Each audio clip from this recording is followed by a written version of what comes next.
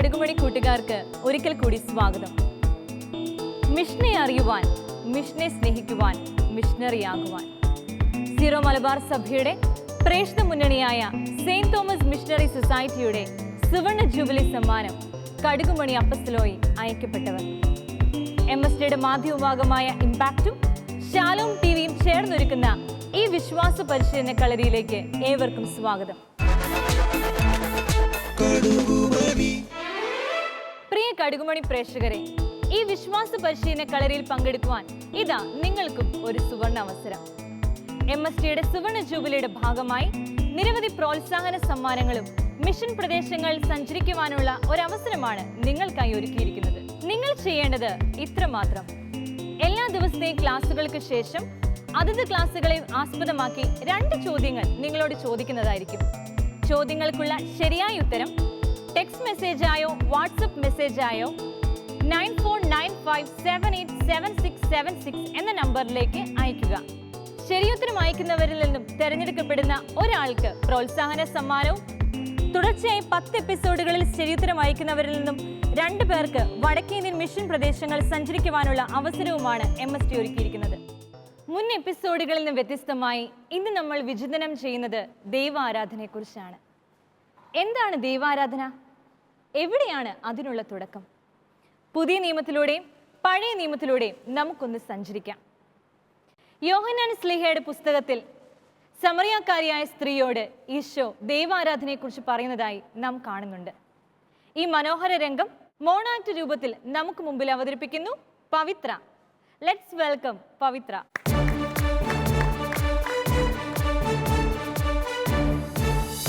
അന്നാ നട്ടുച്ച നേരത്താണ് ആ കിണറ്റിൻകരയിൽ അവൻ എന്നെയും ഞാൻ അവനെയും കണ്ടത്. എൻ്റെ ജീവിതത്തെ മാറ്റിമറിച്ച ആ മണിക്കൂറിലേക്ക് ദാ ഇവിടെ വെച്ചാണ് വെള്ളം തരാൻ എന്നോട് അവിടുന്ന് ആവശ്യപ്പെട്ടത്.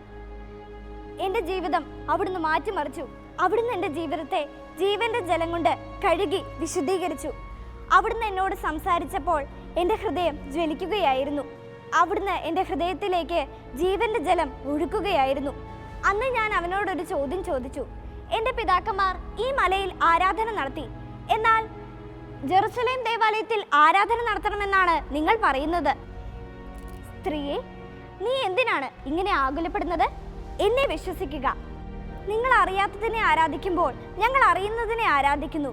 എന്നാൽ യഥാർത്ഥ ആരാധകർ പിതാവിനെ ആത്മാവിലും സത്യത്തിലും ആരാധിക്കുന്ന സമയം വരുന്നു. മകളെ, അതിപ്പോൾ തന്നെയാണ് നിന്റെ കൺമുൻപിലാണ്. ഇത്രയും പറഞ്ഞുകൊണ്ട് എൻ്റെ മോണാക്ട് ഇവിടെ അവസാനിപ്പിക്കുന്നു. നന്ദി, നമസ്കാരം. വെൽ ഡൺ പവിത്ര. പഴയ നിയമത്തിൽ നാം കണ്ടുവരുന്നത് മനുഷ്യരുടെ ഇടയിലേക്ക് ഇറങ്ങി വരുന്ന ദൈവത്തെയാണ്. ഉൽപ്പത്തി പുസ്തകത്തിലും പുറപ്പാട് പുസ്തകത്തിലും ഇതിനായിട്ടുള്ള തെളിവുകൾ നമുക്ക് കാണാം. ഇതിനെക്കുറിച്ച് ചാക്കോച്ചൻ എന്താണ് നമ്മോട് പറയാനുള്ളതെന്ന് നമുക്ക് ശ്രവിക്കാം. ഒരിക്കൽ കർത്താവ് അബ്രാഹത്തോട് അരുളി ചെയ്തു, നീ നിന്റെ ദേശത്തെയും പിതൃഭവനത്തെയും ബന്ധുക്കളെയും വിട്ട് ഞാൻ കാണിച്ചു തരുന്ന നാട്ടിലേക്ക് പോവുക. ഞാൻ നിന്നെ വലിയൊരു ജനതയാക്കും. നിന്നെ ഞാൻ അനുഗ്രഹിക്കും. നിന്നെ അനുഗ്രഹിക്കുന്നവരെ ഞാനും അനുഗ്രഹിക്കും. നിന്നെ ശപിക്കുന്നവരെ ഞാൻ ശപിക്കും. കർത്താവ് പറഞ്ഞതനുസരിച്ച് അബ്രാഹാം തൻ്റെ ഭാര്യയെയും സഹോദരപുത്രനായ ലോത്തിനെയും കൂട്ടിക്കൊണ്ട് കർത്താവ് പറഞ്ഞ നാട്ടിലേക്ക് എത്തി. അവിടെ കാനാൻകാർ പാർത്തിരുന്നു. ഉടൻ തന്നെ അബ്രാഹത്തിന് കർത്താവ് വെളിപ്പെട്ട് കർത്താവ് അബ്രാഹത്തോട് പറഞ്ഞു, നിന്റെ സന്താനങ്ങൾക്ക് ഞാൻ ഈ നാട് കൊടുക്കും. ഉടൻ തന്നെ അബ്രാഹാം കർത്താവിന് ഒരു ബലിപീഠം ഉണ്ടാക്കി അവനെ ആരാധിച്ചു. ഉൽപ്പത്തി പുസ്തകം 12-ാം അധ്യായം 1 മുതൽ 9 വരെയുള്ള വാക്യങ്ങളിൽ അബ്രാഹത്തിന്റെ ദൈവാരാധനയെക്കുറിച്ചുള്ള ഭാഗമാണ് നമ്മളോട് ചാക്കോച്ചൻ പങ്കുവെച്ചത്. ഇതേ പുസ്തകത്തിൽ തന്നെ അബ്രാഹത്തിന്റെയും സാറയുടെയും ദൈവാരാധനയെക്കുറിച്ച് പ്രതിപാദിക്കുന്നുണ്ട്. അത് നമുക്ക് അന്നുവിൽ നിന്നും ശ്രവിക്കാം. ഒരിക്കൽ അബ്രാഹാം തൻ്റെ കൂടാരത്തിൻ്റെ വാതിക്കൽ ഇരിക്കുകയായിരുന്നു. അപ്പോൾ കർത്താവ് അബ്രാഹത്തിന് പ്രത്യക്ഷനായി. 3 ആളുകൾ തനിക്കെതിരെ നിൽക്കുന്നതായി കണ്ടു. അബ്രാഹാം അവരെ വണങ്ങി. അവരോട് വിശ്രമിക്കാനായി പറഞ്ഞ് അബ്രാഹാം ഭാര്യയുടെ അടുക്കിലേക്ക് പോയി അവർക്ക് വേണ്ടി അപ്പമുണ്ടാക്കുകയും ചെയ്തു. അബ്രാഹാം ഭാര്യയെ സാറയും നല്ല വിരുന്നുണ്ടാക്കുകയും അവരെ പരിചരിക്കുകയും ചെയ്തു. കർത്താവ് അബ്രാഹത്തിനോട് പറഞ്ഞു, വസന്തത്തിൽ കർത്താവ് തിരിച്ചു വരുമ്പോൾ അവനും ഭാര്യയായ സാറയ്ക്കും ഒരു മകൻ ഉണ്ടായിരിക്കും. അവിടെ നിന്ന് കടലിന്റെ മണൽത്തരി പോലെ വലിയൊരു ആരാധന സമൂഹം തന്നെ നിന്നിലൂടെ ഒരുക്കുകയും ചെയ്യും. എന്തെന്നാൽ സാറ ഭയപ്പെടുകയും ചെയ്തു. അബ്രാഹത്തിനും സാറയ്ക്കും മണൽ തരികൾ പോലെ സന്താനങ്ങൾ ഉണ്ടാകുമെന്ന് ദൈവം അരുൾ ചെയ്തതാണ് ഇപ്പോൾ അന്നു നമ്മളോട് സംസാരിച്ചത്. ഉൽപ്പത്തി പുസ്തകത്തിൽ മാത്രമല്ല, പുറപ്പാട് പുസ്തകത്തിലും ദൈവാരാധനയെക്കുറിച്ച് പ്രസ്താവിക്കുന്നുണ്ട്. അതെന്താണെന്ന് നമുക്ക് എലിസബത്തിനോട് ചോദിക്കാം. മോശ ഒരു ദിവസം ഹോറബ് മലയിൽ ആടുകളെ മേയിച്ചുകൊണ്ടിരിക്കുമ്പോൾ ഒരു കാഴ്ച കണ്ടു.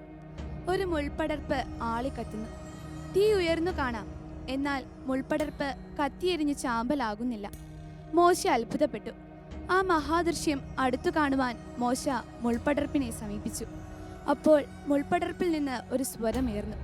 ദൈവത്തിന്റെ സ്വരമായിരുന്നു അത്. ഞാൻ അബ്രാഹത്തിന്റെയും ഇസഹാക്കിന്റെയും യാക്കോബിന്റെയും ദൈവമാണെന്ന് ദൈവം മോശയ്ക്ക് വെളിപ്പെടുത്തി. ഇത് കേട്ട മോശ മുഖം മറച്ചു. കാരണം ദൈവത്തെ നോക്കാൻ മോശയ്ക്ക് ഭയമായിരുന്നു. എന്നാൽ ദൈവം വീണ്ടും അരുൾ ചെയ്തു, നീ എൻ്റെ ജനമായ ഇസ്രയേൽ മക്കളെ ഈജിപ്തിൽ നിന്ന് പുറത്തു കൊണ്ടുവരണം. ഇത് കേട്ട മോശ അത്ഭുതപ്പെട്ടു. ഇതൊക്കെ എനിക്കെങ്ങനെ ചെയ്യാൻ സാധിക്കും? ഈ സംശയം മോശ ദൈവത്തോട് തന്നെ ചോദിച്ചു. ദൈവത്തിൻ്റെ മറുപടി ഇപ്രകാരമായിരുന്നു, ഞാൻ നിന്നോട് കൂടി ഉണ്ടായിരിക്കും. ഞാനാണ് നിന്നെ അയക്കുന്നത്. ദൈവം മോശയെ വിളിച്ചത് വലിയൊരു ചുമതല ഏൽപ്പിക്കുവാനായിരുന്നു. ദൈവം മോശയെ അയക്കുമ്പോൾ 2 കാര്യങ്ങൾ ഏൽപ്പിച്ചു. ഒന്ന്, ഇസ്രയേൽക്കാരോട് പറയാനുള്ളതും 2, ഫറവോ രാജാവിനോട് പറയാനുള്ളതുമായിരുന്നു. വിശദമായി തന്നെ ഈ കാര്യങ്ങളെല്ലാം ദൈവം മോശയ്ക്ക് വെളിപ്പെടുത്തിയിരുന്നു. മുൻകാലങ്ങളിൽ ഇസ്രയേൽക്കാരെ നയിച്ചിരുന്ന ദൈവം ഇപ്പോഴും അവരോടൊപ്പം തന്നെയുണ്ടെന്ന് ദൈവം വ്യക്തമാക്കി. കഷ്ടതയിൽ നിന്ന് ഇസ്രയേൽ ജനത്തെ മോചിക്കുവാൻ ദൈവം തീരുമാനിച്ചു. അതിനായി മോശയെ നിയോഗിക്കുകയും ചെയ്തു. Thank you Elizabeth. പഴയ നിയമത്തിൽ നാം കണ്ടത് മനുഷ്യരിലേക്ക് ഇറങ്ങി വന്ന ദൈവത്തെയാണ്. എന്നാൽ പുതിയ നിയമത്തിൽ നാം കാണുന്നത് ദൈവാരാധന തന്നെയായി തീർന്ന ഈശോയെയാണ്. ദൈവാരാധനയെക്കുറിച്ച് വ്യക്തമായൊരു ധാരണ നമുക്ക് നൽകുവാൻ ഫാദറിനെ സ്നേഹപൂർവ്വം സ്വാഗതം ചെയ്യുന്നു. പ്രിയ കടുകുമണി കൂട്ടുകാർക്ക് ഇപ്പോഴും എപ്പോഴും സ്തുതിയായിരിക്കട്ടെ. പ്രിയ കൂട്ടുകാരെ, ഇന്ന് ഈ വിശ്വാസ പരിശീലന കളരിയിൽ നാം പഠിക്കുവാൻ പോകുന്ന കാര്യം ദൈവാരാധനയെ പറ്റിയാണ്. മനുഷ്യൻ എങ്ങനെയാണ് ദൈവാരാധന ആരംഭിച്ചത്? പഴയ നിയമത്തിലെ ഇസ്രായേൽ ജനം എങ്ങനെയാണ് ദൈവാരാധന നടത്തിയിരുന്നത്? അല്ലെങ്കിൽ പുതിയ നിയമത്തിലേക്ക് വരുമ്പോഴേക്കും ഈശോ എങ്ങനെയാണ് ദൈവാരാധനയെ പറ്റി പഠിപ്പിച്ചത്? അല്ലെങ്കിൽ പുതിയ നിയമത്തിലെ ജനം എങ്ങനെയാണ് ദൈവാരാധന നടത്തിയിരുന്നത് എന്നൊക്കെ നമ്മൾ പഠിക്കാൻ പോവുകയാണ്. അതോടൊപ്പം തന്നെ അപ്പസ്തോലന്മാരുടെ കാലഘട്ടത്തിൽ, പ്രത്യേകിച്ച് ഭാരത സഭയിൽ, കേരള സഭയിൽ, സീറോ മലബാർ സഭയിൽ ഈ ആരാധന, ദൈവാരാധന എങ്ങനെയൊക്കെ ആരംഭിച്ചു എന്നുള്ളതാണ് നമ്മൾ പഠിക്കുവാൻ പോകുന്നത് ഈ വിശ്വാസ പരിശീലന കളരിയിൽ. ദൈവാരാധന നമുക്കറിയാം, മനുഷ്യൻ സ്വഭാവത്താലേ ആരാധിക്കുന്നവനാണ്. ഈ പ്രപഞ്ച ശക്തികൾ, അതിൻ്റെ പിന്നിലുള്ള അനന്തമായ ശക്തി എന്താണ് എന്നറിഞ്ഞ് ആ ശക്തിയെ ആരാധിക്കുവാനും ആ ശക്തിയുടെ അടുക്കലെത്തുവാനുമുള്ള ഒരു തീഷ്ണത, ഒരാഗ്രഹം മനുഷ്യൻ്റെ ജീവിതത്തിലുണ്ട്. അതുകൊണ്ട് ആ ശക്തിയെ അന്വേഷിച്ച് പോവുകയും അവരെ ആരാധിക്കുകയും ചെയ്യുന്ന ഒരു സമൂഹം, അത് മനുഷ്യൻ്റെ സ്വഭാവത്താലേ ഉള്ളതാണ്. ദൈവാരാധന നടത്തിക്കൊണ്ടേയിരിക്കുകയാണ്. പഴയ നിയമത്തിലേക്ക് കടന്നു വരുവാണെങ്കിൽ നമുക്കറിയാം, നമ്മൾ ആദ്യമേ കേട്ടു എങ്ങനെയാണ്, തുടക്കത്തിൽ നമ്മൾ കേട്ടതാണ്, എങ്ങനെയാണ് ഇസ്രായേൽ ജനം ദൈവത്തെ ദർശിച്ചതും അതിനുശേഷം അവരെങ്ങനെയാണ് ആരാധിച്ചത് എന്ന് നമ്മൾ കണ്ടു. പുറപ്പാടിൻ്റെ പുസ്തകത്തിൽ നമുക്കറിയാം എങ്ങനെയാണ് മോശ ഇസ്രായേൽ ജനത്തെ ഈജിപ്തിൽ നിന്ന് തിരിച്ചു കൊണ്ടുവന്നത് എന്ന്. പുറപ്പാടിൻ്റെ പുസ്തകത്തിൽ കൃത്യമായിട്ട് പറയുന്നുണ്ട്, ദൈവം ഇസ്രായേൽ ജനത്തെ ഒരു ആരാധനാ സമൂഹമായി ഉയർത്തുന്നതിന് വേണ്ടിയാണ് ഈജിപ്തിൽ നിന്ന് തിരിച്ചു കൊണ്ടുവന്നത്. പുറപ്പാടിൻ്റെ പുസ്തകത്തിൽ നമ്മൾ കൃത്യമായിട്ട് വായിക്കുന്നതാണ്. അന്നു ആ ഭാഗമൊന്ന് വായിച്ചേ. അപ്പോൾ അവർ പറഞ്ഞു, ഹെബ്രായരുടെ ദൈവം ഞങ്ങളെ സന്ദർശിച്ചിരിക്കുന്നു. ആകയാൽ 3 ദിവസത്തെ യാത്ര ചെയ്ത് മരുഭൂമിയിൽ ചെന്ന് ഞങ്ങളുടെ ദൈവമായ കർത്താവിന് ബലി അർപ്പിക്കാൻ ഞങ്ങളെ അനുവദിക്കുക. പുറപ്പാട് 5:3. പുറപ്പാടിൻ്റെ പുസ്തകം 5-ാമത്തെ അധ്യായം 3-ാമത്തെ വാക്യത്തിൽ പറയുന്നതാണ്, മോശ ഫറവോയുടെ അടുത്ത് ചെന്ന് ഫറവോയോട് പറയുകയാണ്, എൻ്റെ ജനത്തെ ഈ അടിമത്തത്തിൽ നിന്ന് മോചിപ്പിച്ച് തിരിച്ചു തരണം, അവർക്ക് ദൈവത്തെ ആരാധിക്കണമെന്ന്. അവസാനം നമുക്കറിയാം, ഈ സംഭവങ്ങളുടെ അവസാനം ഫറവോ പറയുകയുണ്ട്, ഇവരെ പറഞ്ഞു വിടുകയാണ്, നിങ്ങൾ ആഗ്രഹിക്കുന്നത് പോലെ തന്നെ നിങ്ങളെ ദൈവത്തെ ആരാധിക്കുവാൻ വേണ്ടി ഞാൻ നിങ്ങളെ വിട്ടു തരികയാണ് എന്ന് പറയുകയാണ്. അതാണ് ഇസ്രായേൽ ജനത്തിൻ്റെ ആരാധന. അവരെ ഒരു ആരാധനാ സമൂഹമായിട്ടാണ് ദൈവം ഉയർത്തിയത്. പക്ഷേ നമുക്കറിയാം, ചരിത്രം മുമ്പോട്ട് പോകുമ്പോഴേക്കും പ്രവാചകന്മാരുടെ കാലഘട്ടമൊക്കെ ആയപ്പോഴേക്കും യേശയ്യാ പ്രവാചകൻ പറയുന്നുണ്ട്, നിങ്ങൾ അധരം കൊണ്ടാണ് ആരാധിക്കുന്നത്, ഹൃദയം കൊണ്ട് ആരാധിക്കുന്നില്ല എന്ന്. പലപ്പോഴും ഈ ജനം, ആരാധനാ സമൂഹമായി ദൈവം ഉയർത്തിയ ഈ ജനം ദൈവത്തെ മറന്ന് ഹൃദയം കൊണ്ട് ആരാധിക്കാതെ വെറുതെ അധരം കൊണ്ട് ആരാധിക്കുന്ന ജനമായി തീരുകയാണ്. യേശയ്യാ പ്രവാചകന്റെ പുസ്തകം എന്താണ് പറഞ്ഞിരിക്കുന്നത്? അശ്വിനൊന്ന് വായിച്ചേ. കർത്താവ് അരുളി ചെയ്തു, ഈ ജനം വാക്കുകൊണ്ട് മാത്രം എന്നെ സമീപിക്കുകയും അധരം കൊണ്ട് മാത്രം എന്നെ ആരാധിക്കുകയും ചെയ്യുന്നു. ഇവരുടെ ഹൃദയം എന്നിൽ നിന്ന് അകന്നിരിക്കുന്നു. എൻ്റെ നേർക്കുള്ള ഇവരുടെ ഭക്തി മനഃപ്പാഠമാക്കിയ മാനുഷിക നിയമമാണ്. യേശയ്യാ 29:13. യേശയ്യാ പ്രവാചകന്റെ പുസ്തകം 29-ാമത്തെ അധ്യായം 13-ാമത്തെ വാക്യത്തിൽ പറഞ്ഞതാണ് നമ്മൾ കേട്ടത്. ഇവർ അധരം കൊണ്ട് ആരാധിക്കുന്ന മനുഷ്യരെ തിരിഞ്ഞിരിക്കുകയാണ്, ഹൃദയമില്ല അവർക്ക്. ഹൃദയത്തിൽ ആ ദൈവത്തെ കാണുവാനും ആരാധിക്കുന്നതിന് പകരമായിട്ട് നിയമത്തിൽ എന്താണോ എഴുതി കൊടുത്തത് അത് അതുപോലെ വെറുതെ അനുസരിക്കുന്ന ഒരു ജനമായിട്ട്, ഇതല്ല ആരാധന എന്ന് പറഞ്ഞുകൊണ്ടാണ് പ്രവാചകൻ അവരെ തിരുത്തുന്നത്. ഇനി പുതിയ നിയമത്തിലേക്ക് വന്നാലോ? നമുക്കറിയാം, ക്രിസ്തുനാഥൻ യേശുനാഥൻ ഈ ലോകത്തിലേക്ക് കടന്നു വന്നു. ആരാധന എന്ന് പറഞ്ഞാൽ എന്താണ്? ദൈവഹിതം നിറവേറ്റുന്നതാണ് ആരാധന. ദൈവത്തിൻ്റെ ഹിതം എന്താണോ അത് തൻ്റെ ജീവിതത്തിലൂടെ നിറവേറ്റുന്നതാണ് യഥാർത്ഥത്തിലുള്ള ആരാധന. യേശുനാഥൻ എന്താണ് ചെയ്തത്? യേശുനാഥൻ പിതാവായ ദൈവത്തിൻ്റെ ഹിതമനുസരിച്ച് മനുഷ്യനായി ഈ ലോകത്തിലേക്ക് കടന്നു വന്നു. ആ പിതാവിൻ്റെ ഹിതമനുസരിച്ച് കുരിശിൽ മരിച്ചു. അപ്പോൾ യഥാർത്ഥത്തിലുള്ള ആരാധന എന്താണ്? ദൈവഹിതം നിറവേറ്റുന്നത്. യേശുനാഥൻ തൻ്റെ ജീവിതത്തിൽ എന്താണ് ചെയ്തത്? ദൈവഹിതം നിറവേറ്റി. അപ്പോൾ യഥാർത്ഥത്തിലുള്ള ആരാധന ദൈവഹിതം നിറവേറ്റുക എന്നുള്ളതാണ്. യേശുനാഥൻ കുരിശിൽ തൻ്റെ ജീവിതം നൽകിക്കൊണ്ട് ദൈവത്തിൻ്റെ ഹിതം പൂർത്തിയാക്കി മനോഹരമായ ആ ബലി, ദൈവാരാധന, ആ ബലി സമർപ്പിച്ചു. ഇതാണ് പുതിയ നിയമത്തിൽ കാണുന്നത്. ഇനി പഴയ നിയമത്തിൽ തന്നെ നമ്മൾ വീണ്ടും തിരിച്ചു പോവുകയാണ്. നമുക്കറിയാം, അവിടെ 3 തരത്തിലുള്ള ദൈവാരാധനയെ പറ്റി നമുക്കറിയാം. 1, സിനഗോഗിൽ ആരാധിക്കുന്ന ജനം. 2, ഭവനങ്ങളിൽ ആരാധിക്കുന്ന ദൈവം. 3, ജെറുസലേം ദേവാലയത്തിൽ ആരാധിക്കുന്ന ജനം. അതിൽ ഏറ്റവും പ്രധാനപ്പെട്ട ആരാധന എന്ന് പറയുന്നത് ജെറുസലേം ദേവാലയത്തിലാണ്. അവിടെ വ്യത്യസ്തമായ ബലികൾ അർപ്പിച്ചുകൊണ്ടാണ് അവർ ദൈവത്തെ ആരാധിച്ചിരുന്നത്. ഹോമബലിയുണ്ട്, ധാന്യബലിയുണ്ട്, അല്ലെങ്കിൽ സമാധാന ബലിയുണ്ട്. ഈ വ്യത്യസ്തമായ രീതിയിൽ നിയമം അനുഷ്ഠിക്കുന്ന രീതിയിലുള്ള വ്യത്യസ്തമായ ബലികൾ അർപ്പിച്ചുകൊണ്ട് നിയമാനുസൃതമായിട്ടുള്ള പ്രാർത്ഥനകളും അതോടൊപ്പം തന്നെ നിയമാനുസൃതമനുസരിച്ച് ബലികൾ അർപ്പിച്ചുകൊണ്ട് ജെറുസലേം ദേവാലയത്തിൽ അവർ ദൈവത്തെ ആരാധിച്ചു. സിനഗോഗുകളിലേക്ക് വരുമ്പോഴേക്കോ വിശുദ്ധ ഗ്രന്ഥം വായിച്ചുകൊണ്ടും അതോടൊപ്പം തന്നെ സങ്കീർത്തനങ്ങൾ ആലപിച്ചുകൊണ്ടും അവർ ദൈവത്തെ ആരാധിച്ചു. 3, ഭവനങ്ങളിലേക്ക് ചെല്ലുമ്പോഴേക്കും ഭവനത്തിലെ കുടുംബനാഥൻ്റെ നേതൃത്വത്തിൽ സങ്കീർത്തനങ്ങൾ ആലപിച്ചുകൊണ്ട് അതോടൊപ്പം തന്നെ അപ്പം മുറിക്കൽ ശുശ്രൂഷ നടത്തിക്കൊണ്ട് അവർ ദൈവാരാധന നടത്തി. അപ്പോൾ പഴയ നിയമത്തിൽ 3 വിധത്തിലുള്ള ആരാധന. 1, ജെറുസലേം ദേവാലയത്തിൽ വ്യത്യസ്തമായ ബലികൾ അർപ്പിച്ചുകൊണ്ട് അവർ ദൈവത്തെ ആരാധിച്ചു. 2, സിനഗോഗുകളിൽ വെച്ച് വിശുദ്ധ ഗ്രന്ഥം വായിച്ചും അതോടൊപ്പം തന്നെ സങ്കീർത്തനങ്ങൾ ആലപിച്ചും അവർ ദൈവത്തെ ആരാധിച്ചു. 3, ഭവനങ്ങളിൽ കുടുംബനാഥൻ്റെ നേതൃത്വത്തിൽ അവർ സങ്കീർത്തനങ്ങൾ ആലപിച്ചും അപ്പം മുറിച്ചും ദൈവാരാധന നടത്തി. ഇനി പുതിയ നിയമത്തിലേക്ക് വന്നു. യേശുനാഥൻ തൻ്റെ ബലിയായി തന്നെ സമർപ്പിച്ചു. ആ ബലിയെ പറ്റിയാണ് നമ്മൾ കാണുകയും മനസ്സിലാക്കുകയും ചെയ്തത്. അതോടൊപ്പം തന്നെ അപ്പസ്തോലന്മാർ ഈ ആരാധന എന്താണ് എന്നുള്ളത് തൻ്റെ സമൂഹത്തെ പഠിപ്പിക്കുന്നുണ്ട്. അതോടൊപ്പം തന്നെ യേശുനാഥൻ നമ്മൾ ആദ്യമേ കണ്ട പവിത്ര മനോഹരമായ മോണോക്ട് അവതരിപ്പിച്ചു. എങ്ങനെയാണ് സമരിയാക്കാരി സ്ത്രീയോട് യേശു ആരാധിക്കേണ്ടതെന്നും എന്താണ് ആരാധന എന്നും കൃത്യമായിട്ട് പറയുന്നുണ്ട്. യോഹന്നാന്റെ സുവിശേഷത്തിൽ 4-ാമത്തെ അധ്യായത്തിൽ നമ്മൾ കാണുന്നുണ്ട്. നമുക്ക് കേൾക്കാം എന്താണ് ഈശോനാഥൻ ആരാധനയെ പറ്റി പറയുന്നത് എന്ന്. എന്നാൽ യഥാർത്ഥ ആരാധകർ ആത്മാവിലും സത്യത്തിലും പിതാവിനെ ആരാധിക്കുന്ന സമയം വരുന്നു. അല്ല, അത് ഇപ്പോൾ തന്നെയാണ്. യഥാർത്ഥത്തിൽ അങ്ങനെയുള്ള ആരാധകരെ തന്നെയാണ് പിതാവ് അന്വേഷിക്കുന്നതും. ദൈവം ആത്മാവാണ്. അവിടുത്തെ ആരാധിക്കുന്നവർ ആത്മാവിലും സത്യത്തിലുമാണ് ആരാധിക്കേണ്ടത്. സോന വായിച്ച് നമ്മൾ കേട്ടു. യോഹന്നാന്റെ സുവിശേഷം 4-ാമത്തെ അധ്യായത്തിൽ സമരിയാക്കാരി സ്ത്രീയോട് യേശു പറയുന്നതാണ് യഥാർത്ഥ ആരാധന ആത്മാവിലും സത്യത്തിലും ആണ് എന്നുള്ളതാണ്. അതോടൊപ്പം തന്നെ പൗലോസ്ലിഹായും പറയുന്നുണ്ട്, റോമാക്കാർക്ക് എഴുതിയ ലേഖനത്തിൽ പൗലോസ്ലിഹ പറയുന്നുണ്ട് യഥാർത്ഥ ആരാധന എന്താണ് എന്നുള്ളത് പൗലോസ്ലിഹ കൃത്യമായിട്ട് പറയുന്നുണ്ട്. റോമാക്കാർക്ക് എഴുതിയ ലേഖനത്തിൽ എന്താണ് പറയുന്നതെന്ന് നമുക്ക് ദിയായിൽ നിന്ന് ശ്രമിക്കാം. ആകയാൽ സഹോദരരെ, ദൈവത്തിൻ്റെ കാരുണ്യം അനുസ്മരിച്ചുകൊണ്ട് ഞാൻ നിങ്ങളോട് അപേക്ഷിക്കുന്നു, നിങ്ങളുടെ ശരീരങ്ങളെ വിശുദ്ധവും ദൈവത്തിന് പ്രീതികരവുമായ സജീവ ബലിയായി അർപ്പിക്കുവിൻ. ഇതായിരിക്കും നിങ്ങളുടെ യഥാർത്ഥമായ ആരാധന. നിങ്ങളുടെ ജീവിതം പ്രീതികരമായ ഒരു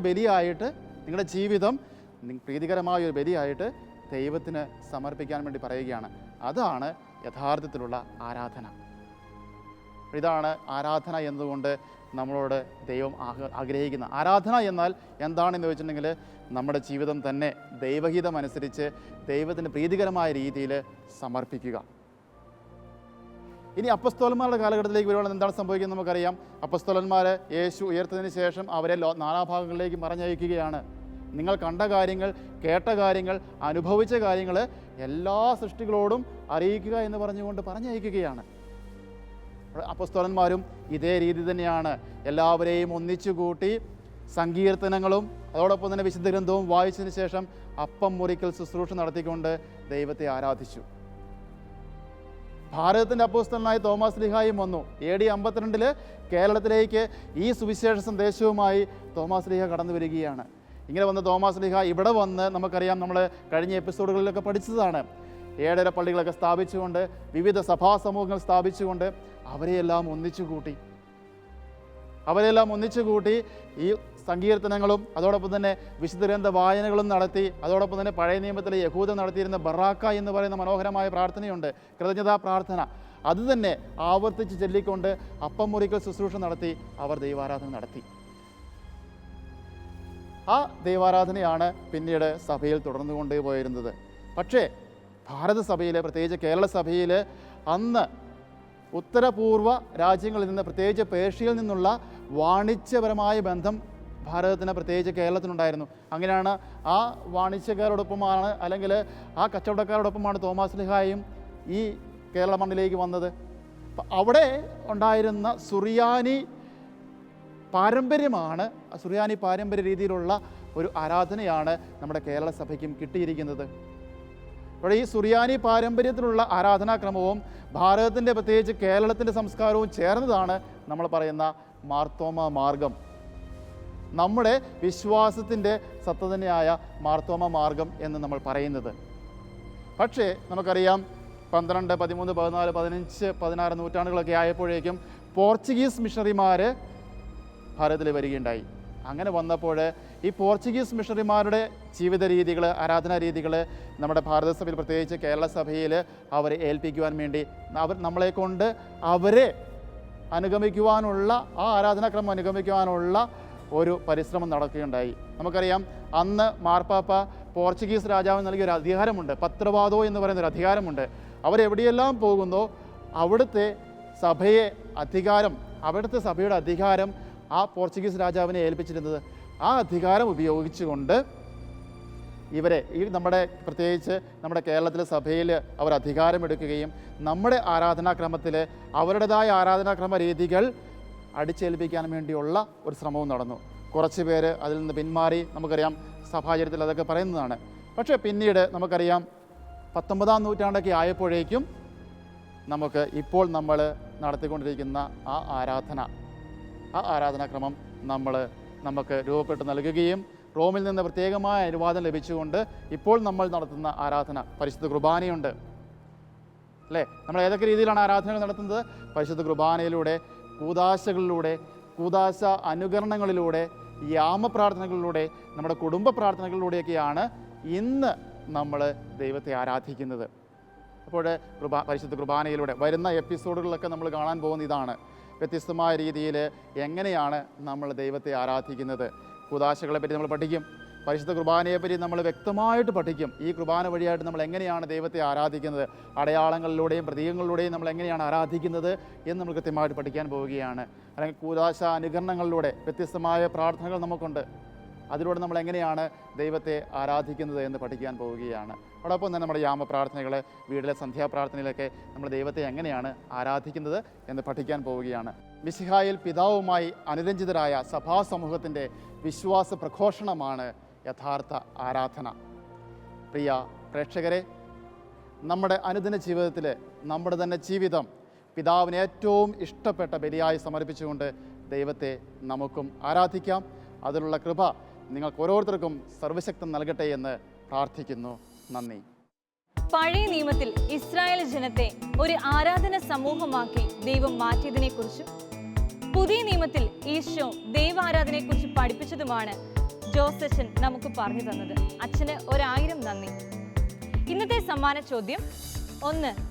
മിഷൻ രാജ്യങ്ങളിൽ സഭാഭരണം നടത്തുന്നതിന് മാർപ്പാപ്പ പോർച്ചുഗീസ് രാജാവിന് നൽകിയ പ്രത്യേക അനുമതിയുടെ പേരെന്ത്? ഒരിക്കൽ കൂടി, മിഷൻ രാജ്യങ്ങളിൽ സഭാഭരണം നടത്തുന്നതിന് മാർപ്പാപ്പ പോർച്ചുഗീസ് രാജാവിന് നൽകിയ പ്രത്യേക അനുമതിയുടെ പേരെന്താണ്? 2. മിശിഹായിൽ പിതാവുമായി അനുരഞ്ജിതരായ സഭാസമൂഹത്തിന്റെ പരസ്യമായ വിശ്വാസ പ്രഘോഷണത്തിന് പറയുന്ന പേരെന്താണ്?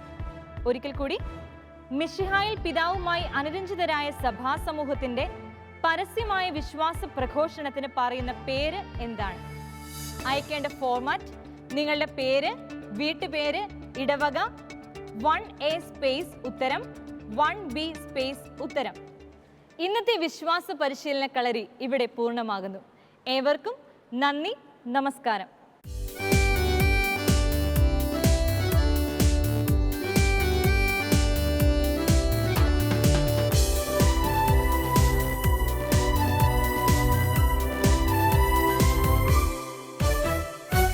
കൂട്ടുകാരൊപ്പം പാഠം പഠിക്കാം, പ്രേക്ഷിത പാതകളറിയാം.